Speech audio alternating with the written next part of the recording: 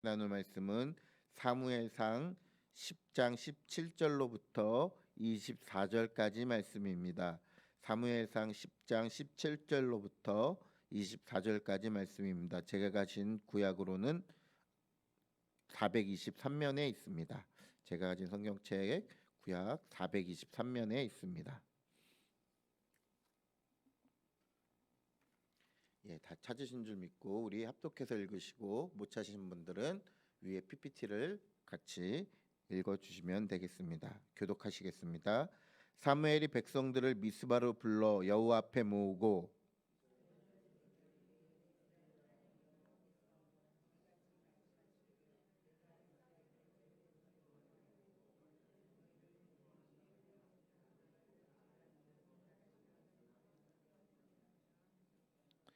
너희는 너희를 모든 재난과 고통 중에서 친히 구원하여 내신 너희의 하나님을 오늘 버리고 이르기를 우리 위에 왕을 세우라 하는도다. 그런즉 이제 너희의 지파대로 1000명씩 여호와 앞에 나아오라 하고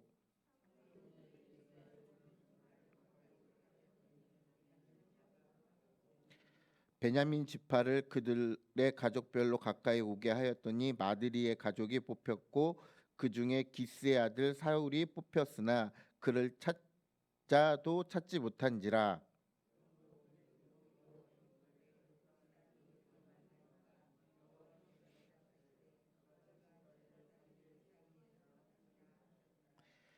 그들이 달려가서 거기서 그를 데려오매 그가 백성 중에 서니 다른 사람보다 어깨 위만큼 컸더라.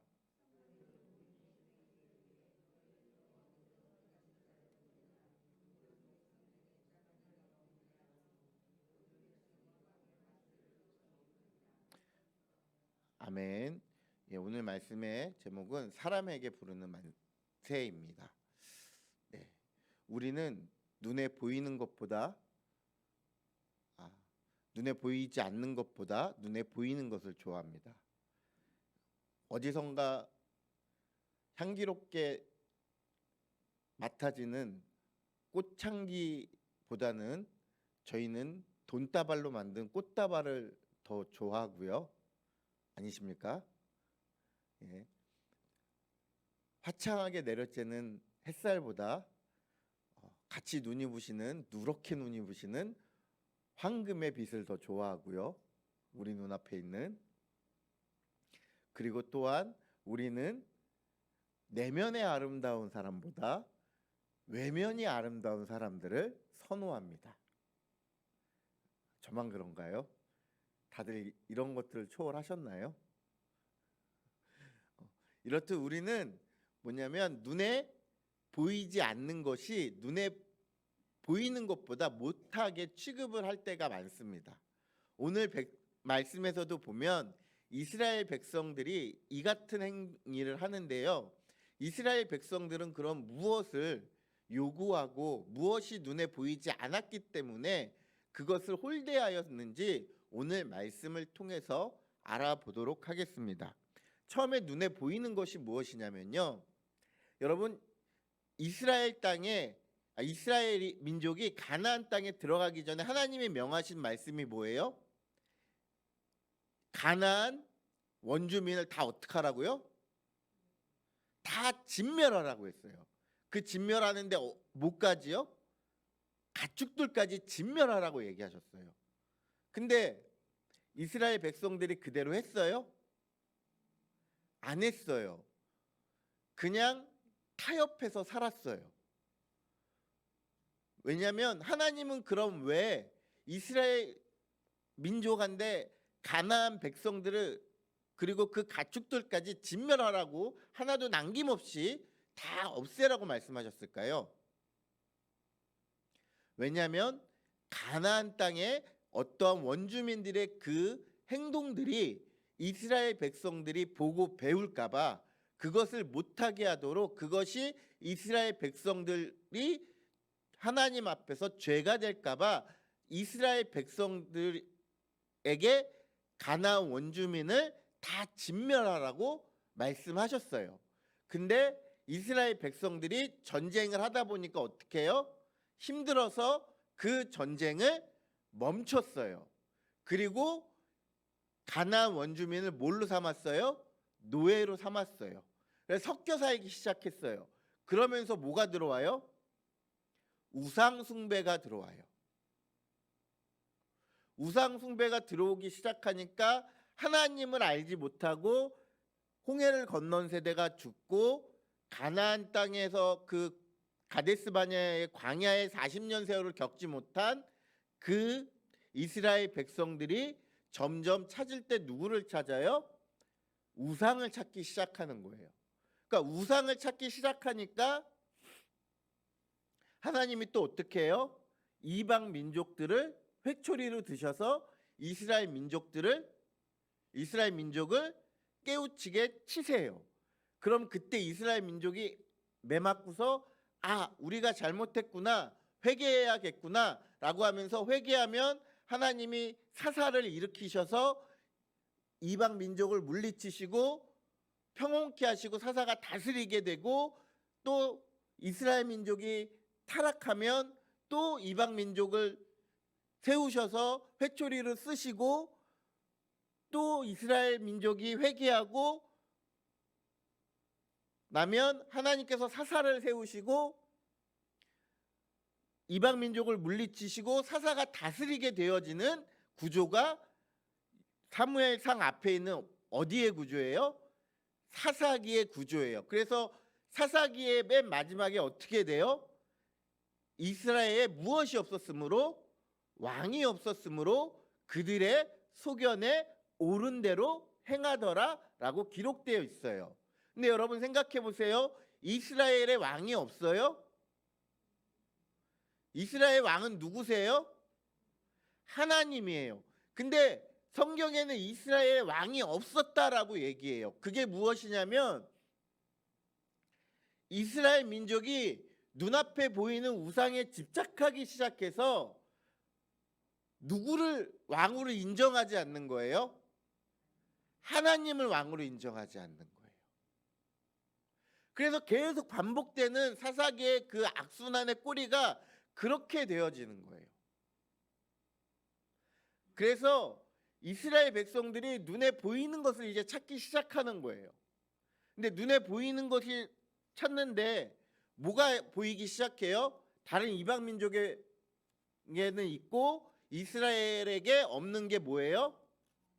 왕이에요. 그러면 이스라엘 백성들이 뭐예요? 왕을 세워달라고 얘기하는 거예요. 얼마나 바보 같아요? 왜 왕을 세워야 돼요?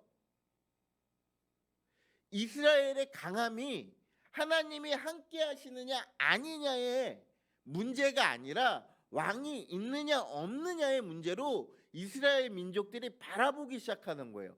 눈에 보이는 게 뭐냐면 이스라엘 이방 민족의 왕들이 있으니까 저렇게 강한 거야. 우리는 왕이 없어서 맨날 이렇게 터지고 사는 거야 라는 착각을 해요. 그래서 조금 더 뒤에 가면 다윗이 등장할 때 다윗이 골리앗과 싸울 때 뭐 어떻게 얘기해요? 골리앗이 끊임없이 나와서 40일 동안 싸움을 거는 거예요. 밤낮으로 나와서. 이스라엘 민족 가운데 야 너희 하나님이 어딨냐? 너희 하나님 믿는다며? 하나님이 참신이라며? 오늘 내가 믿는 신과 겨뤄서 싸워보자. 블레셋의 그 골리앗이 계속 전쟁을 하는데 전쟁을 계속 부추기는데 하나님을 모독하고 있는데 이스라엘 군사들은 뭐 하고 있는 거예요? 골리앗 안에서 눈에 보이는 거에 의해서 뭐해서요? 겁먹어서 숨어서 있는 거예요. 근데 그것을 본 다윗이 어떻게 해요? 저 사람이 누구간데 감히 하나님의 군대를 모욕하느냐라고 하면서 자기가 싸우겠다라고 얘기하잖아요. 싸울 때 뭐 갖고 나가요? 갑옷 입고 나가요? 창 들고 나가요? 아니요. 자식의 손에 익숙한 물맷돌 하나 갖고 나가요. 물맷돌 돌 5개랑 물맷돌 돌릴 수 있는 맷돌 이렇게 들고 나가요. 그러면서 나가면서 하는 말이 뭐예요? 너는 칼과 단창으로 나오거니와 나는 네가 모욕하는 오늘날 살아계신 하나님의 이름으로 내게 나가노라 라고 얘기해요. 다윗은 무엇을 보는 거예요? 골리앗을 보는 거예요? 아니면은 자기와 함께 하신 하나님을 보는 거예요? 하나님을 보는 거예요. 그러면 이스라엘 백성들이 오늘 뭐냐면 이방 민족에게 보이지 않는 신을, 왕을 세워달라고 얘기해야 돼요? 아니면 그들이 회개를 하고 하나님 우리의 왕이 되어 주시옵소서라고 하면서 하나님을 끊임없이 초청해야 돼요? 하나님을 계속 요구해야 돼요? 하나님을 바라야 돼요? 하나님이 우리에게 임재하고 하나님이 우리에게 함께 하실 수 있도록, 그래서 이방 민족이 우리를 감히 함부로 쳐들어오지 못하도록 하나님께서 우리를 막아 주실 수 있게 그렇게 기도해야 되는데, 이 사람들은, 이스라엘 민족들이 바라보는 게 뭐냐면 그들이 갖고 있는 왕을 바라보기 시작하는 거예요. 그게 없다고 지금 징징징 거리는 거예요. 얼마나 바보 같아요. 13살짜리 꼬마 다윗은 전쟁에 나가서 함께 하시는 하나님을 바라보고 거의 3m가 되는 골리앗을 물맷돌로 쳐서 이기는데, 그보다 더 어른들인 이스라엘 민족들의 모든 사람들이 뭐를 요구하는 거예요? 우리에게 뭐가 없다고요? 왕이 없다고 왕을 세워달라고 얘기하는 거예요. 근데 참 제가 여기서 하나님께 너무나 감사하고 은혜를 계속 받는 게 뭐냐면, 이 어처구니 없는 요구를 하나님이 어떻게 하세요? 들어주세요. 이스라엘 백성들을 어떻게 정신 차리게 하시는 게 아니라, 그래 그러면은 너희가 그렇게 원하니까 내가 왕을 세워주마 하면서 오늘 본문 말씀에서 왕이 세워지는 그 과정이에요. 그러니까 뭐냐면 이스라엘 사람들이 스스로 자기들이 뭘 만드는 거예요? 신분제 계급을 만드는 거예요. 왕이 없이 하나님에 의해서 모두 다 공평하게 다스려지던 그 시대가 이제 끝나고 자기 머리 위에 왕을 하나 만들어서 이제 뭐냐면 신분제를 만들고 자신들이 왕의 노예로 속박되어지는, 왕의 사람들로 속박되어지는 그러한 바보 같은 자유를 버리고 구속을 택하는 바보 같은 모습을 또 택하는 게 오늘 이스라엘 민족의 모습이에요. 이스라엘 참 바보 같죠. 근데 여러분, 제가 더 놀라운 사실을 발견한 거는요, 오늘 말씀에서 18절과 19절이에요. 18절에 뭐냐면 이스라엘 자손에게 이르되 이스라엘 하나님이 여호와께서 이같이 말씀하시기를 내가 이스라엘을 애굽에서 인도하여 내고 너희를 애굽인의 손과 너희를 압제하는 모든 나라의 손에서 건져내었느니라 하셨거늘 너희는 너희를 모든 재난과 고통 중에서 친히 구원하여 내신 너희의 하나님을 오늘 버리고 이르기를 우리 위에 왕을 세우라 하는도다. 그런즉 이제 너희 지파대로 1000명씩 여호와 앞에 나아오라 하고예요. 여기서 중요한 게 뭐냐면은 하나님이 애굽 민족, 애굽에서 출애굽 시켜 주시고 가데스 바네의 광야의 40년 동안 모든 이길 수 없는 전쟁들을 다 이기게 하시고 사사의 시대 가운데서도 고난과 고통 속에서 하나님이 구원해 주신 그 손길을 버리고 하나님을 버리고 어떻게 하는 거예요? 누구를 세워달라고요? 왕을 세워달라는 거예요. 사람을 세워달라는 거예요. 그러면 이스라엘 민족의 이 요구가 뭐예요? 하나님 자리 대신에, 하나님의 있어야 할 자리 대신에 누구를 세워달라는 거예요? 사람을 세워달라는 거예요. 하나님이 계셔야 할 자리에, 아니 우리는 하나님보다도 눈에 보이는 왕이 더 편해요. 우리는 눈에 보이는 왕이 더 좋습니다라고 하면서 하나님께 그 하나님을 버리는 그 이야기를 하는 거라고요.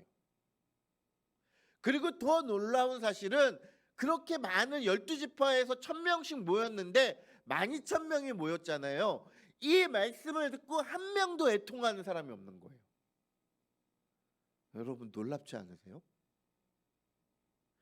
12,000명 중에 누구도 하나님을 버렸다는 사실에 애통하는 사람이 없어요. 한 명 있었죠. 누구요? 사무엘. 사무엘이 왕을 세우려 때 막 애통하고 슬퍼하니까 하나님이 뭐라고 말씀하세요? 사무엘에게 사무엘아, 이 백성이 너를 버린 게 아니라 나를 버렸다라고 얘기하세요. 그러면 12,000명이 모인 그 가운데 12,000명의 구경꾼까지 더하면 뭐 한 3만 명에서 5만 명쯤 됐겠죠. 그 5만 명 중에서 이 얘기를 듣고 하나님을 버렸으나라는 그 말에 한 명도 애통해하는 사람이 없고 다 좋아한다라는 거예요. 여러분, 이 모습이 아름답습니까? 여러분이 생각하기에 하나님을 버리고 그 자리에 왕을 세우는 것이 합당하다고 생각하십니까? 아니죠. 아니죠. 하나님은 하나님 자리에 계셔야죠. 하나님 자리에 우리가 모셔야죠. 왜 거기에 다른 것들을 갖다 놓습니까? 이것이 어디서부터 시작된 거예요? 타협주의부터 시작되는 거예요. 이스라엘 민족이 처음에 전쟁을 끝까지 치르지 않고 힘드니까 이만하면 됐지. 쟤들도 먹고 살아야 될 거 아니야 하면서 하나님의 말씀을 지키지 않고 타협해버리는 거예요. 적당히 타협해버리는 거예요. 그러니까 적당히 타협해버리니까 그 안에 뭐가 들어오는 거예요? 세상의 것들이 들어오기 시작하는 거예요. 우상 숭배가 들어오기 시작하는 거예요. 여러분 말씀드렸잖아요. 과거에 전쟁은 신들의 전쟁이고 과거의 사람들의 신관의 중흥동 그 지방의 신들 뿐만 아니라 우리나라도 마찬가지고 농사 지내기 전에 뭐예요? 예? 농사 잘 지내라고 굿하잖아요. 그렇잖아요. 농사 잘 지내게 해달라고 빌잖아요. 다른 신에게. 그러니까 이스라엘 민족이 농사를 광야에 40년 동안 살아보니까 이스라엘 민족은 농사를 져본 사람이 있어요? 없어요? 한 명도 없는 상태에 가나안 땅에 들어갔죠. 한 명도 없는 상태에 가나안 땅에 들어갔는데 당연히 농사를 지으면 잘 짓까요? 못 지을까요? 당연히 못 짓죠. 기술이 없는데. 농사를 어떻게 언제 파종하고 언제 씨 뿌려야 되고 언제 모내기 해야 되고 언제 걷어들여야 되고 이런 거 어떻게 알겠어요? 전혀 경험이 없는데 경험이 없으니까 그거를 기술의 차이나 어떤 실력의 차이로 봐야 되는데 그걸 무슨 차이로 보냐면 신의 차이로 본 거예요. 그래서 가나안 민족들이 섬기는 걸 가나안 민족들이 하는 걸 잘 보니까 농사 짓기 전에 뭐 하는 거예요? 바알과 아세라에게 우상 숭배하는 거예요. 제사 드리는 거예요.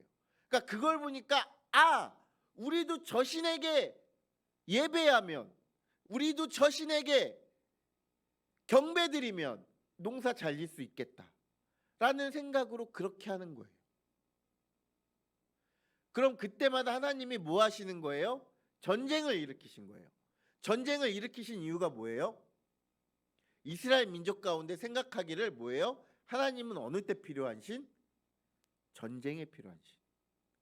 그러니까 하나님을 기억할 수 있도록 하나님께서 전쟁을 일으키시는 거예요. 그러면 그때 누굴 찾는 거예요?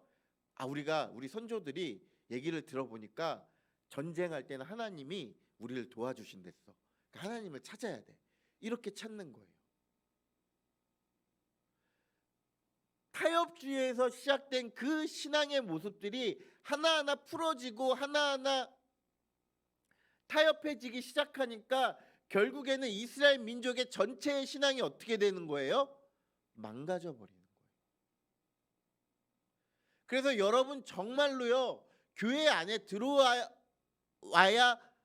말아야 할 것 중에 하나가 이단도 있지만 세상의 것들, 어떤 세상의 것들을 쫓아가는 어떠한 그런 문화가 세상의 교회 안에 들어오면요, 그 문화와 타협하게 되기 시작하면은 교회가 될 수가 없는 거예요.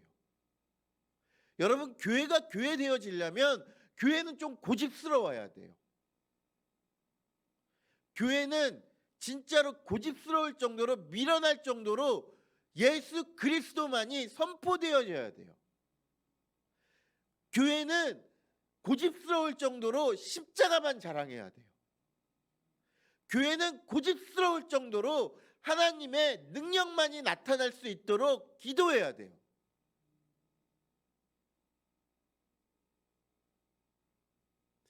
교회 건축한다고 아무 준비 없이 왔다가 교회 크게 지으려고 해서 세상과 타협해서 교회 융자 받고 대출 받아서 교회 졌는데 성도들 없어서 지금 이단에 팔리고 있잖아요. 지금 하나님의 교회가 그것들 다 사고 있잖아요. 이슬람 성전에서 한국 교회 성전 새어 사고 있잖아요. 여러분, 이런 어떠한 세상에서 보이는 것에 집착하는 거, 타협하는 거, 이것들이 우리를 망하게 하는, 우리가 하나님 앞에 하나님의 자리에 하나님을 앉히지 못하게 하는 하나의 요소가 되어지는 거예요.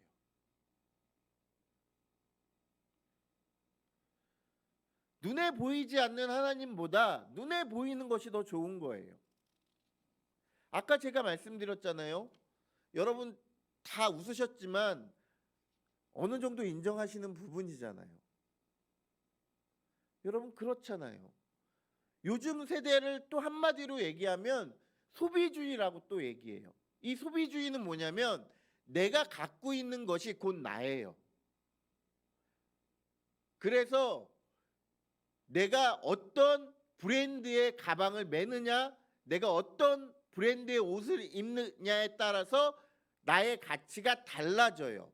그리고 내가 어떤 차를 타고 다니느냐에 따라서 나의 가치가 달라져요.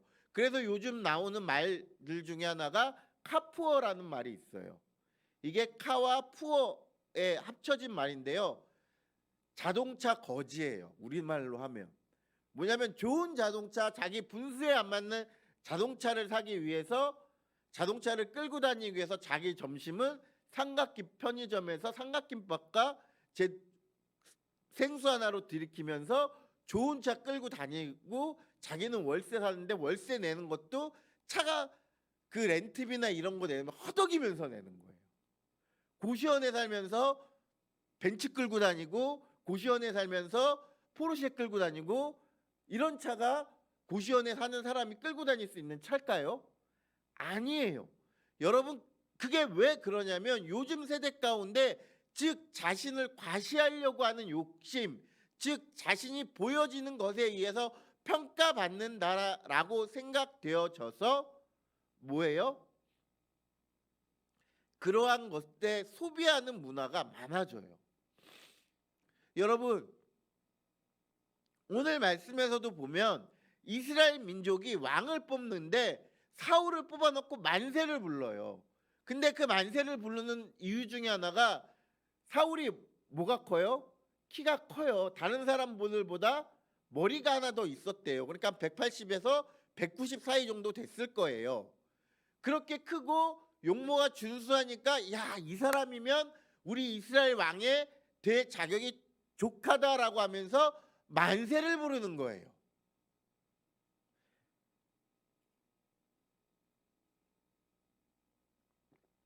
이게 만세를 부를 일일까요, 과연?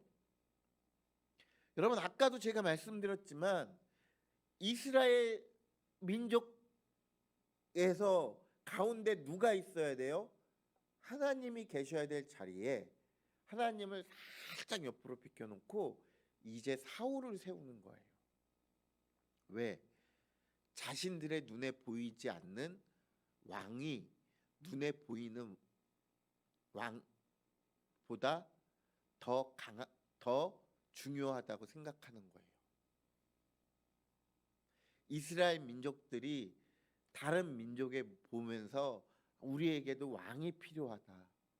우리에게도 왕이 필요하다라고 느끼는 이유는 하나는 우리에게 눈에 보이지 않는 하나님, 눈에 보이지 않는 하나님보다 우리는 우리를 직접 다스려줄 눈에 보이는 사람이 필요해라면서 사람에게 만세를 부르는 거예요. 여러분, 이 만세가 얼마나 어리석은 만세예요.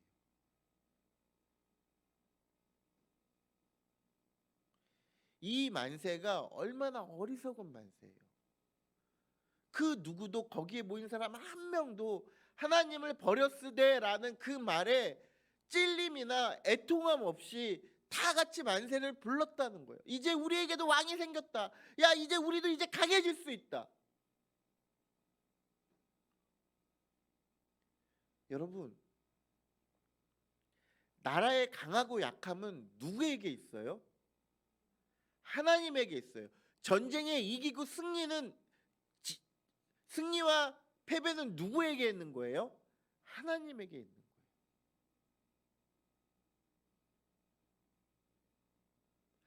제가 이 말씀을 묵상하면서 제가 저 스스로를 되게 돌아보면서 겁나기 시작했어요. 왜냐하면 저도 결정을 하잖아요.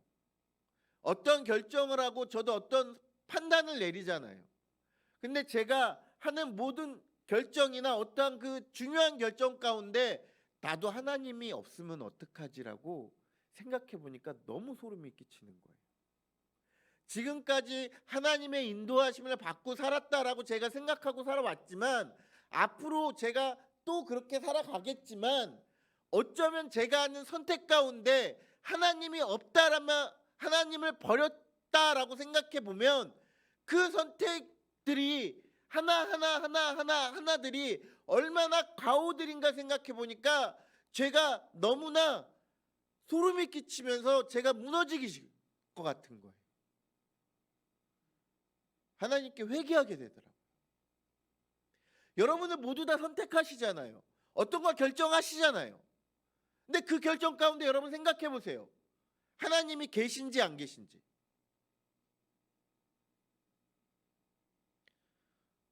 우리가 아무리 부자 되면 뭐예요? 거기 하나님이 안 계시다면.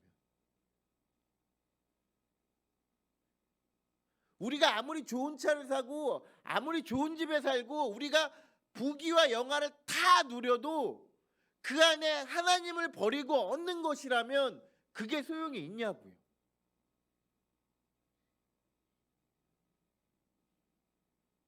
아무 소용없는 거잖아요. 그게 왜 소용이 없어요? 하나님이 한번 부르시면 날아갈 곳들이잖아요. 우리가 집중해야 되는 거에, 우리가 선택하는 거에 하나님이 있느냐 없느냐를 우리가 먼저 돌아봐야 된다고요. 오늘 말씀의 포커스는 이스라엘 민족이 하나님을 버렸다라는 거예요. 하나님을 버렸다. 그러나 그것을 통해서 아무도 애통하고 회개하는 사람이 없더라. 오히려 사람에게 만세를 부르더라라고 하는 거예요. 그냥 하나님이 왕을 세워주실 것 같았으면 이 말씀을 빼셔도 돼요. 그렇죠? 그렇잖아요. 야, 이스라엘 지파 가운데서 1000명씩 모여 뽑을게. 베냐민 지파가 뽑혔네. 베냐민 지파가 뽑혔네. 여기서 가족대로 이렇게 뽑아. 그렇게 해서 사울이 뽑힐 수 있잖아요. 이 18절과 19절 없이요. 근데 하나님이 18절과 19절을 넣은 이유가 무엇일까요? 너희가 나를 이제 버리는 거야. 좀 애통해야 돼. 너희가 나를 이제 거부하는 거니까 너희가 스스로 이제 회개해야 돼라는 메시지를 마지막으로 한번 던지신 거예요. 근데 여기서 이스라엘 민족들 중에서 아무도 깨닫는 사람이 없어요. 순간 하나님의 마음이 어떠셨을까요?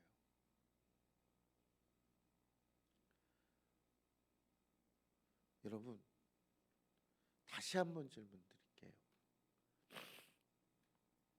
여러분이 하는 모든 결정 가운데 하나님이 있습니까?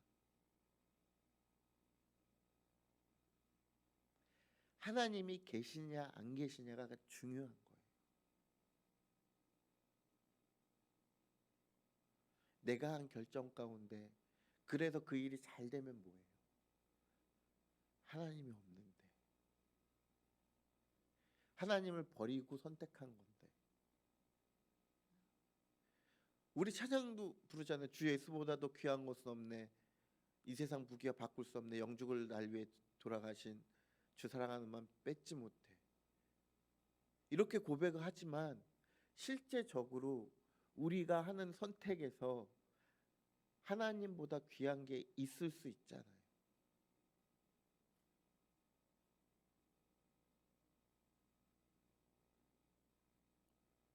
근데도 하나님은 이스라엘 백성들을 끝까지 사랑하시는 거예요.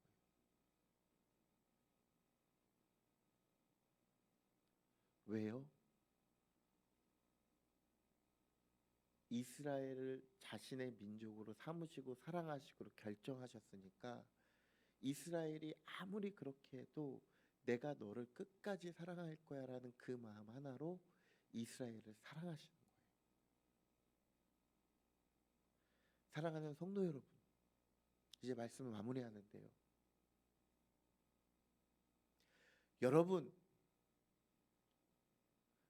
여러분의 하나님 자리에는 무엇이 있습니까?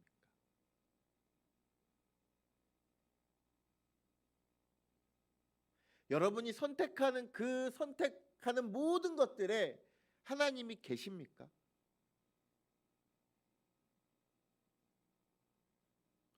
우리 하나님을 버리고 만세 부르면서 기뻐하고 있지는 않아요, 혹시 지금?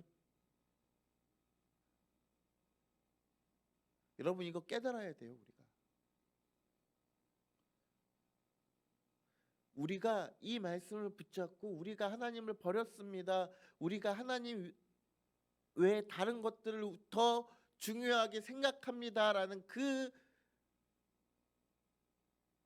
마음을 다 버리고 회개하고 하나님께 돌아가야 된다고요. 여러분 마음에 근심, 걱정, 어려운 것들 다 있을 수 있어요. 그러면 그때 뭐 해야 돼요? 그걸 얘기하시기보다는 그걸 갖고 이 자리에 나와서 이 자리에서 기도하시고 토로하시고 그 자리에 불평, 불만, 마음에 어려운 것들 대신에 누굴 놓는 거예요? 하나님을 놓는 거예요. 하나님이 그것들을 해결해 주시기를, 하나님이 그 문제들을 풀어주시기를.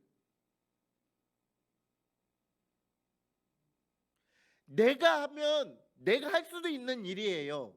내가 해도 잘할 수 있는 일일 수 있어요. 그러나 그곳에 내가 하는 것보다 누가 하는 게 더 편해요?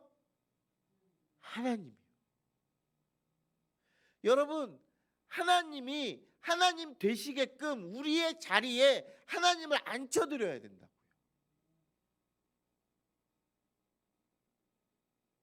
저는 이번 회복 캠프가 그러한 자리가 되기를 소망합니다. 우리가 그런 기대하는 마음으로 가지고 회복 캠프 가운데 오셔야 돼요. 우리가 말씀과 성령으로 치유와 회복을 경험하기 전에 우리가 무엇을 먼저 기대해야 되냐면 하나님이 임재하시고 우리의 선택 가운데 하나님이 계시는 것을 믿으면서 하나님이 역사하실 것을 기대하며 나오셔야 된다고요. 어떠한 이유로 참석 못하실 수 있으시겠지만 오시는 분들은 우리의 자리에 하나님의 자리를 만들어 놓고 오셔야 돼요. 그리고 오자마자 그 자리에 하나님을 덜커덕 앉혀야 돼요. 다른 것과 타협하지 마세요. 보이는 것에 신경 쓰지 마세요. 아우 시간표 보니까 10시까지 어우 이거 힘들어서 어떻게 아니요. 이거 보이는 것에 여러분 현혹되지 마세요. 여러분 은혜가 있는 곳은요. 3일 밤낮을 말씀을 강론해도 괜찮았어요. 신약 시대 보세요. 예수님 따라서 한 번 모이면 날이 저물 때까지 3일 밤을 따라다녔잖아요. 여러분 보이는 것, 내가 편한 것들 이런 것과 타협하지 마시고요. 정말 고집스러울 정도로 예수 그리스도 한 분만 찾으세요. 정말 누가 보면 미련하다 하실 정도로 하나님만 구하시라고요. 그래야지 하나님께서 하나님 자리에 계셔서 우리를 다스려 주실 수 있는 거예요. 사람이 아닌, 사람에게 만세 부르지 마세요. 오직 누구에게만 만세 불러야 돼요? 하나님만께만. 우리는 그렇게 지음을 받았잖아요. 그렇게 살아가야 되잖아요. 그렇게 되어지기를 소망합니다. 그리고 그 시작이 저는 이번 10월 2일에 있을 회복 캠프부터 시작되어지길 간절히 소망합니다. 여러분의 마음 가운데 마음을 다 비우고 오세요. 회복 캠프 외엔 다른 거 생각하지 말고 오세요. 집에 주일날 가스불 다 잠궈 놓으시고 전기불 다 꺼 놓으시고 아무 잡생각이 들지 않도록 하고 마음 단단히 먹고 오세요. 그래야 돼요.